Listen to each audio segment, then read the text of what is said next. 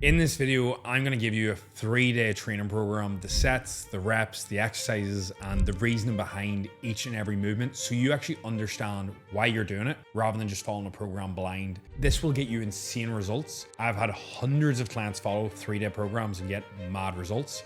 I've even followed it myself.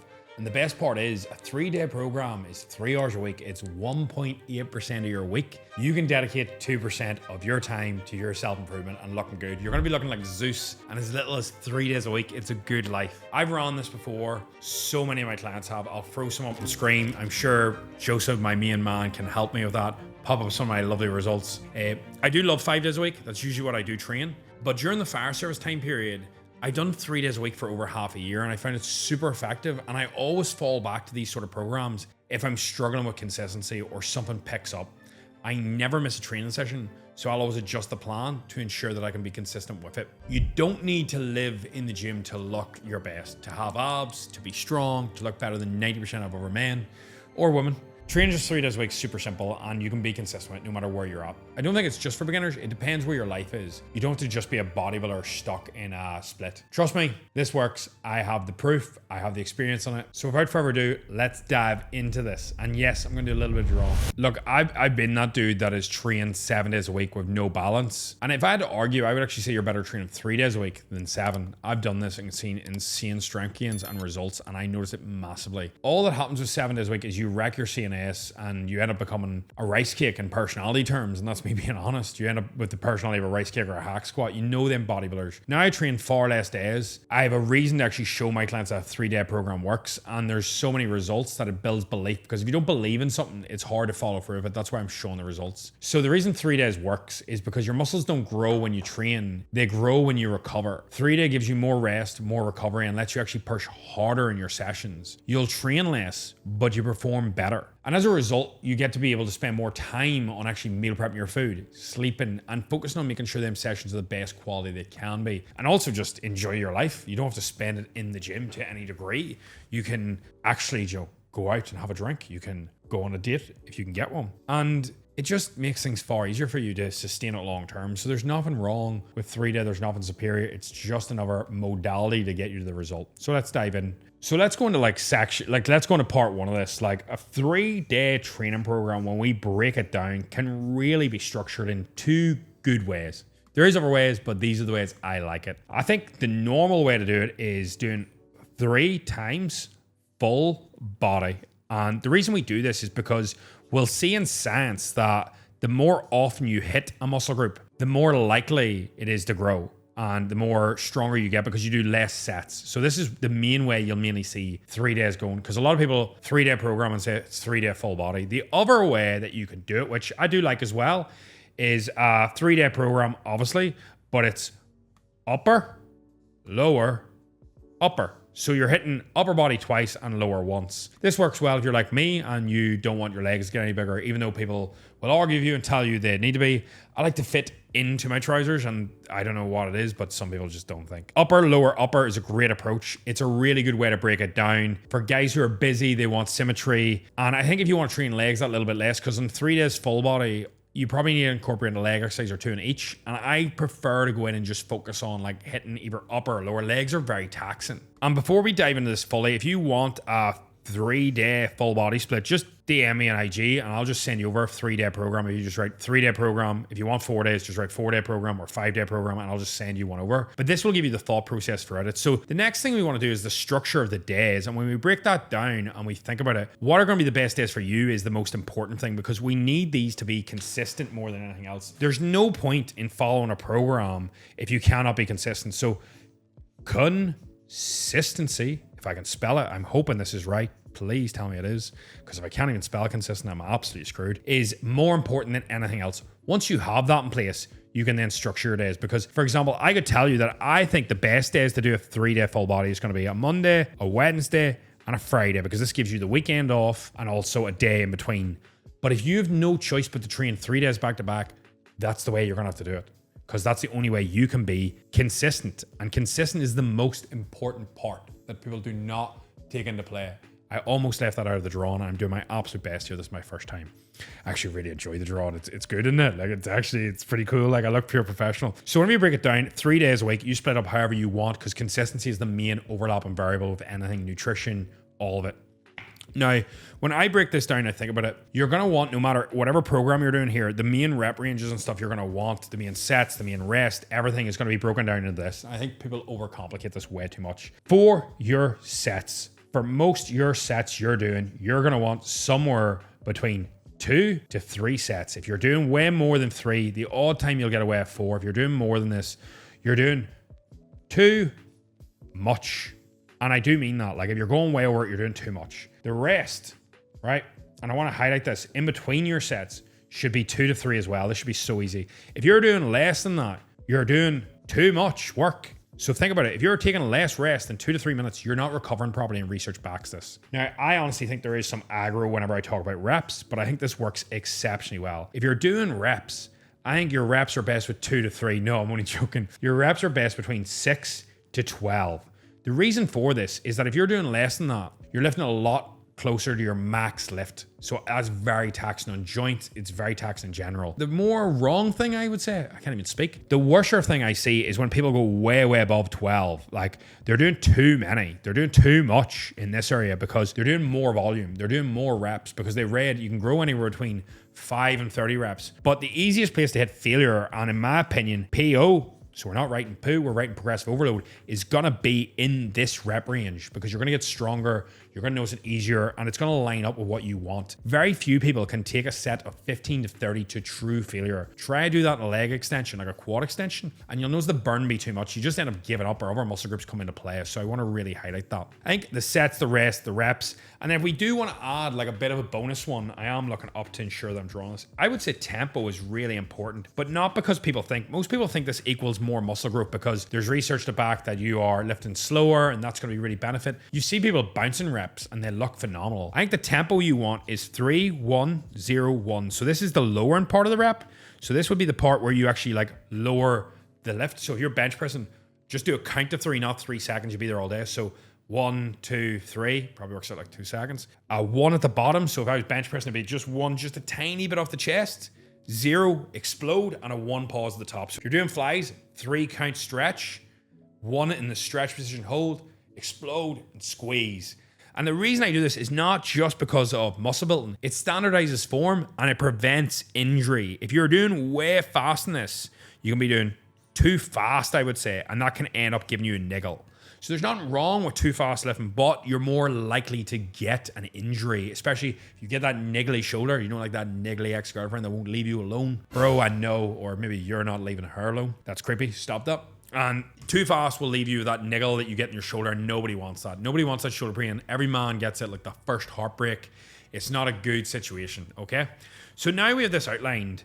I'm going to use this, and the reason for it is because if you think about it, I gave you the analysis of this. Apart from probably sets, which I'll dive into a bit more now, I think if you're doing more than 2 to 3 sets per muscle group, you're probably pushing the boundary of it. I think for most people here, the sweet spot for most muscle groups is going to be doing sets probably somewhere around 3 for most of the exercises. And if you watch now, I'm going to highlight. So like if we were to say that you are to do 3 sets of every movement, I'd be fine with that. I think once you go near 4, it can be too much. I do think that you'll need 2 as a bare minimum on any movement, 3 in the bigger ones. And then I think you'll get the best rep range between the 6 to 12, with the majority of the work being 8 to 12 in general. So close to this upper part of it. And then with tempo, I would just keep this tempo throughout the entire thing. The only one I wouldn't is calves, where I would incorporate probably a longer pause at the bottom of 3. So 3, 3, 0, 1 to deload your Achilles tendon. It tends to spring you out of it. That's one of the reasons you can end up with shoulder niggle, using the tendons to bounce out of the hole. And that's pretty much the thought process around the small parts of the program. So let's dive into actually giving you the program. And I'm going to give you an upper, lower, upper, because most people don't program this. So we're going to go through it now, and it's going to make things way easier. Now,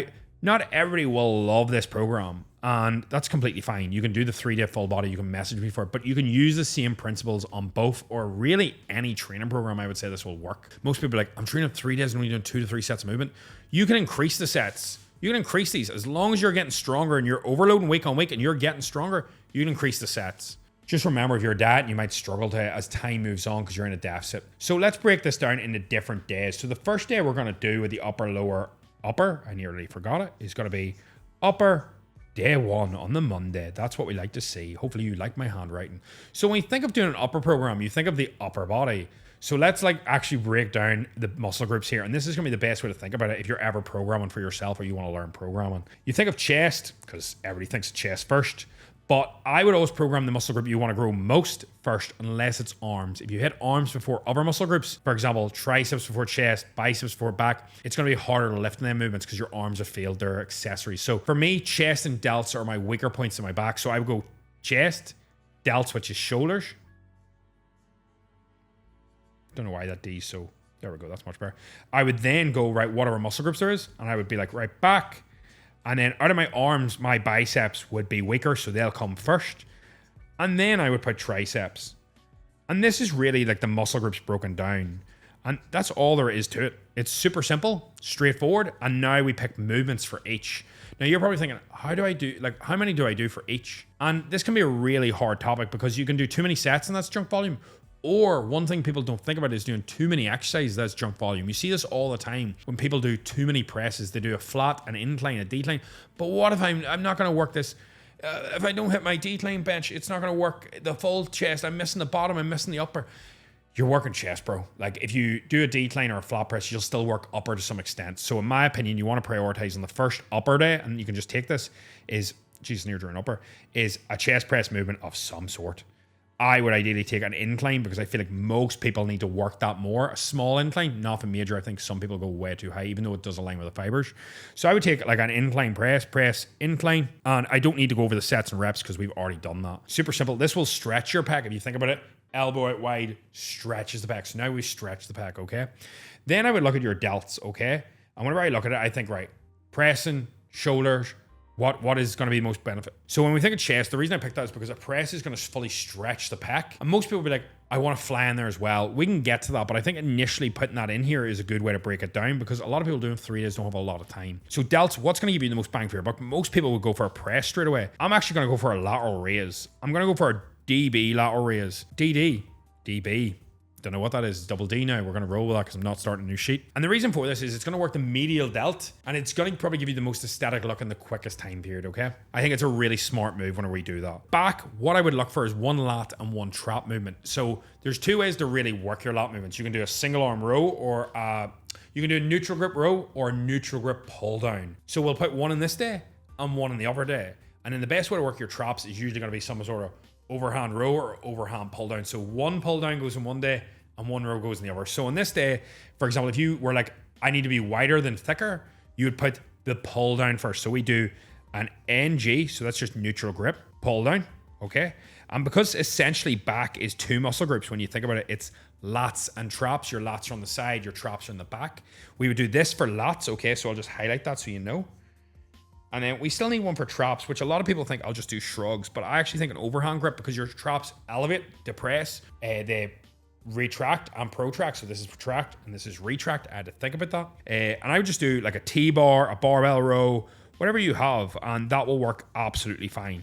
T-bar row, because it's an overhand row. And think of rowing to your belly button, that'll work really good. That's the main cue you want. So now we're starting to see a full program come to the forefront. And then biceps and triceps. I would do for biceps, if we think about lengthening the bicep fully, think of when your triceps fully stretch your elbow behind you. So we're going to do an incline curl. You can do it in the cable. You can do it on the barbells. Well, it'd be quite difficult to do it on a barbell, a dumbbell. Incline dumbbell. Did I spell incline wrong? No, spelled it right. Spelled DB again. Don't know what's going on with me. Dumbbell curls. Okay. Simple. Triceps. Think of either contracting or stretching, but I think a really good metric is if you stretch the bicep on that day, let's do the same movement for triceps. So a single arm or a dual arm push down would be ideal, okay? So we do dual arm, tricep pull down. And the reason for that is, I'll just write dual triceps rope. Most people will know, and I'm running out of room. The reason for that is that will fully contract your triceps, okay? Now you might be like 1, 2, 3, 4, 5, 6 is too little for me or too much. You can obviously condense this. You could superset these if you want to superset these, and then you could additionally put in either another delt or chest movement if you want to bring one of them up. Wouldn't recommend both. People always put in too much. Either a fly in the chest day after the press to fully shorten the pecs, or a dumbbell press for your delts, or a shoulder press machine would be fine. For me, I would say my delts are weaker, so I would probably look at doing the shoulder press after everything else. So I would maybe put it here if I was gonna. This is the area I would put it.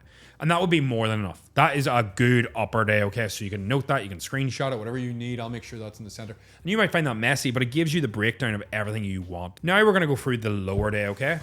So the lower day, I want a similar thought process. Let me just get that lined up. So with the lower day, it's straightforward. This is going to be mainly focused on aesthetics over everything else, okay? So with the lower day, what I want you to break it down is into muscle groups again. So we have hamstrings, the big bad boys on the back of your leg. We have quads, we have glutes, and we have calves. And I would also tend to put abs on this day. Have I spelled calves wrong? No, I haven't. Shows how much I work them. And we have abs, okay? And these are your muscle groups. The one thing I want to highlight is this is literally like working your entire upper body for the lower in terms of overall stress load, if not more, because these are bigger muscle groups if you think about it. Like think how big your quads, glutes, hamstrings are together in comparison to your delt and your arms. So these need attention.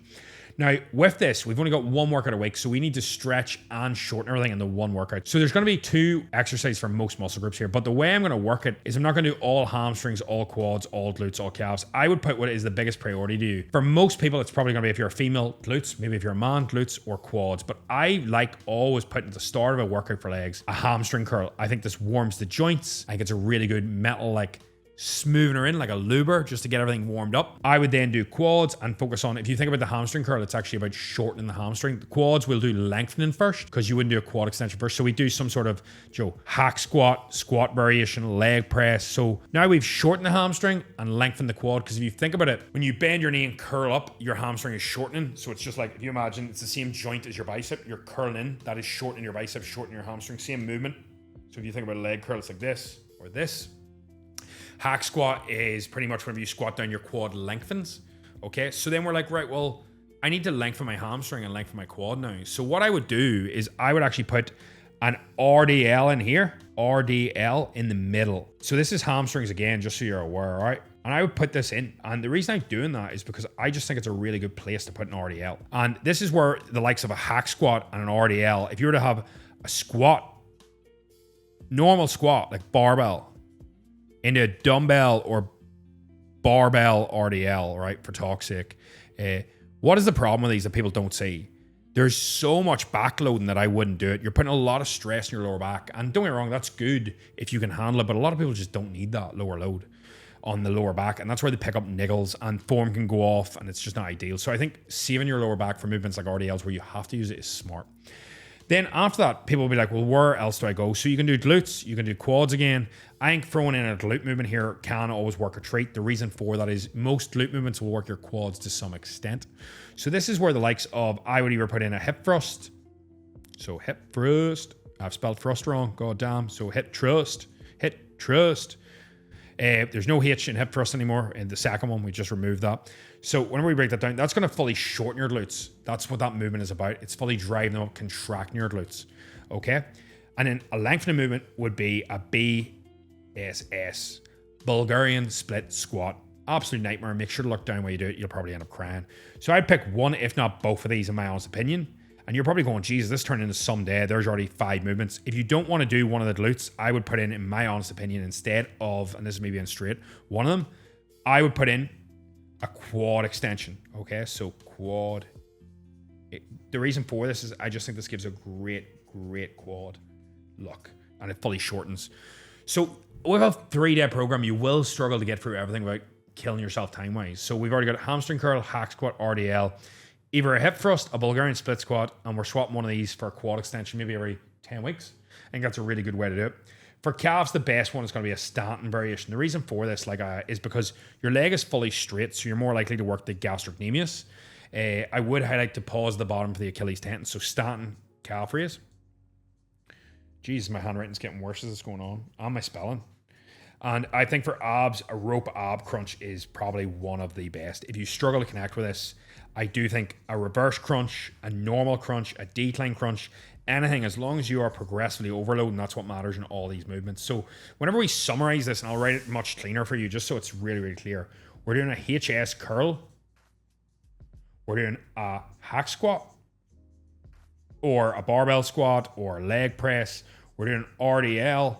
We're doing, let's say you decide to do hip thrust because you want a big bunda. I'm going to try and spell it right this time. Yes, I did. And then, like, so say barbell or machine or whatever you want. And like you can see if you were to do squat into RDL into barbell hip thrust, that's a lot of lower back loading. And then we would look at maybe doing a quad extension. Then we do the calves. And then lastly, we do abs. You can tell I'm writing slow. And this is 1, 2, 3, 4, 5, 6, 7 movements. That's quite a large amount. You could always swap out abs and do more glutes, whatever you want. Put the glutes first. So for example, if you want to work glutes, you could put this up here. Just remember that I wouldn't really recommend like on upper days, but here you can play around. You can even put, if your calves are stuck, you can put them first. There's nothing wrong with putting calves first. I always put calves first. I find it good. And a sneak that you can always do is you could always add in a weak body part like arms and give them additional volume. I'm going to go with my left arm at the start because whatever you hit first gets the most intensity. And this is a cheat code. I done this for my biceps and my biceps exploded over time because I was doing 2 sets every week before my leg day and they were getting priority before, whereas in the upper days they come last, and this is a great way to put them in. And then lastly, we're going to go over the last upper day, which is going to follow a similar style principle. And the reason for this is because we don't need to reinvent the wheel. What we're doing works, we just don't repeat the same exercises. So when we break it down, you can change the variation. If you want to do back first this day, if you're very even proportioned, you could do back first, but I'm going to follow the same process. The reason being is because these are still my weak points. It's only been 3 days. So back is stronger for me, triceps are stronger, so they come at the end of their parts. So just typing all this back in, and you can put more abs in this day, whatever you want. So we'll do another press. We'll do the alternate variation. So if you've done incline, we're going to do flat, okay? So really, really simple. If you've done shoulder press in the other day, you'll do a fly here, all right? So we do a chest fly. So you might want to do 2 sets of each, but I think honestly you get away with 3 of each. The delts, if you've done a lateral raise and a shoulder press on the first day, you would simply do lateral raise with cable here. And this would fully stretch you because unlike the dumbbell where all the tension's at the top, a cable lateral raise will give you a lot of tension at the bottom, all right? So we're gonna write cable. And I would recommend either a rear delt exercise here or a rear delt, you know, like something like a rear delt fly, just to give you that nice 3D delt sweep. So now you've worked front with pressing, side twice, and then rear delt, or you can put in more laterals, but I think that's a good way to go. Now, we done the T-bar second last time, so we'll do overhand, or sorry, we're doing a, goddamn. So with back here, I have made a mistake, so we start again. Now you think about it, we done a neutral grip pull down, so we want to do a neutral grip row. So this would be the likes of a dumbbell row, because if you think about it, we want to focus on getting the elbow to the back pocket to fully contract a lot because we've already fully stretched it, okay? So driving it as a row, and that shortens. And then what else are we yet to do? So we've done neutral grip row, pull down. We've done a neutral grip. Sorry, what else do we need to do now? We've done neutral grip row, a neutral grip pull down. We need an overhand pull down because we haven't done that because we've done overhand row, all right? So this is going to help work the traps, even though traps, pull, Jesus, what way is my writing going? Pull down. So this would be a lat pull down in reality. That's pretty much what it is. It's funny because a lat pull down tends to work the traps really well as well. And then biceps, triceps. So we done incline curls. So we want something that more shortens the bicep this time. So it's going to be the likes of a preacher curl. You've never seen anybody write like that. There's your first for everything. So preacher. And then tricep, similar. What's the tricep movement like that? An overhead extension will work it very well. So if we put down overhead extension, okay, and that's pretty much the split. Like that is it, done and dusted. You have the know-how, and it's 1, 2, 3, 4, 5, 6, 7, 8. But you can simply just remove the fly if you don't have time for this. You can also simply superset these. You could also superset these if you didn't have time, and you could condense all this into a really short session, because if you were to superset, say for example, you've done chest because it's a real priority, and then you superset delts and back, and you superset biceps and triceps, you'd be done this. You'd be done all your workouts if you superset everything. Say, the leg day might be quite difficult to, but you would be done the upper sessions in about 30 to 40 minutes. Like, and I really do mean that. The lower session, I do think you'll probably need a good 60 just to even motivate yourself and pick yourself up off the floor, especially if you do Bulgarians. And when you do the math here and you really add this up, you can get all this done in 2 hours per week. And I really think that's super reasonable to get an insane result. Like for the ones I put up, like I don't think dedicating 2 hours a week, I think it works out like 1.3% of your week in total hours. Like when you think about that, like that overall breakdown, like 3 hours a week is 1.8%. That's if you do 3 full hours. That probably counts driving to the gym. Like you need to be able to dedicate this to your health. Lots of people say that you will live, like they'll die for their family, but like how many people will live for their family? Like, will you actually train for your health? You know, and then in turn, this will give you confidence. Like, people don't realize that this then flows into it, because people go, well, what about the quality of my life with all this training? But confidence gives you quality of life. Like, it gives you good, like every experience is better because you get better energy, right? Like, honestly, think about this, right? What gives you quality of life? Joe, confidence, as I've highlighted. Clear headspace is a massive one that people don't take into account. Like, if you're always conscious about yourself, like as I said, with confidence, but these all overlap: your energy, your confidence, your clear headspace, and you'll not be in your own mind about it. And there's so many more variables that add up here. Like, longevity is a big one, because, for example, if you get sick from not eating well, not looking after yourself, not exercising, it doesn't have to be weights, you're not going to be able to keep this. And these are all the things that add up and are really important with your long-term goals, and also just having a good quality life. This is pretty much the breakdown of the 3-day program. If you want the full breakdown of this with video exercise tutorials, just DM me the word full body 3-day and I'll send you the other variation. I haven't drawn this up. I just done this on the fly. This is how I would program for somebody if they came in. Now, obviously, depending on your niggles, what your gym has, there's so many other variables that come into play here. But I think this is a really important metric and a really good way to think about your programming. Thinking about stretching, thinking about contracting every muscle group as you should, and the reason for doing it and the why and how simple this can be. Now, there is some rules that I want to highlight here, and I think most people just fuck this up. Look, there's rules with this. See if you're not getting results with this or you're scared of it, it's because you're not nailing one of these rules, okay? So I want to highlight that to you. Number 1, follow what I said. Follow what I said, number 1. The reason for that is because if you add sets, you don't do the rest, it fucks you over. Rules, number 1, we're going to follow what I said. So this means rest times, right? Rest, sets, reps, all of it. I think this is the main one most people will play around with. They'll try and take less rest. You need to be taking 2 minutes. You're building muscle, not doing a HIIT class, okay? Number 2, you have to train hard. Most people believe they are. The way you know if you're actually training hard is that you should be hitting failure between that 6 to 12 rep range. If you're getting 12 reps, you need to go up weight. If you're getting less than 6, you need to go down, okay? Rule of thumb. And I want to highlight, you need to feel here. You need to feel in this middle part. So you shouldn't be able to lift the weight. You should actually have to stop. If you're not getting close to failure, 1 rep off, you're not training hard enough. Number 3, which I want to highlight for you, is your nutrition, okay? So this is something we haven't went over massive in the video. Have I spelled nutrition wrong? I don't think I have. Is if you're not nailing nutrition, how are you expected to get results? Because you'll not see your muscle if you're not lean enough, or you'll not build more muscle if you're not in a surplus. So you need to decide. And I think trying to do both at the same time is fine if you're a beginner, but you should still pick one main goal. So you should be like, do I need FL, which is fat loss? Or do I need way more muscle, so it's MG? Now, you will do both at the same time, no matter what you go for. But in reality, if you're doing this one, you're going to need a surplus, which means you're going to be in a calorie surplus, having more food. And in this one, you're going to be, I'm just going to write def. You're not going to lose your hearing. You're just going to be in a deficit, okay? So if you want to hand figure out your calories, just DM me the word calorie on Instagram, Facebook, and I'll send you a calorie game plan to help you talk you through your calories. There'll be loads more videos on my YouTube about it. But if you're not nailing your nutrition, it will completely kill you, all right? Because that's pretty much leaning into your rest and your recovery. I think it's super important that if you're not following these rules, it's going to affect you. And this leads into number 4, which is your recovery. It's your, I'm just going to write recovery, but this is broken down into multiple things. This is your nutrition. This is also your sleep, okay? So really, really important. If you're not sleeping 7.5 hours, I think quality, quantity, and I think also keep at the same time. So 7.5 hours, deep sleep, no blue lights, Joe, making sure you actually get proper sleep.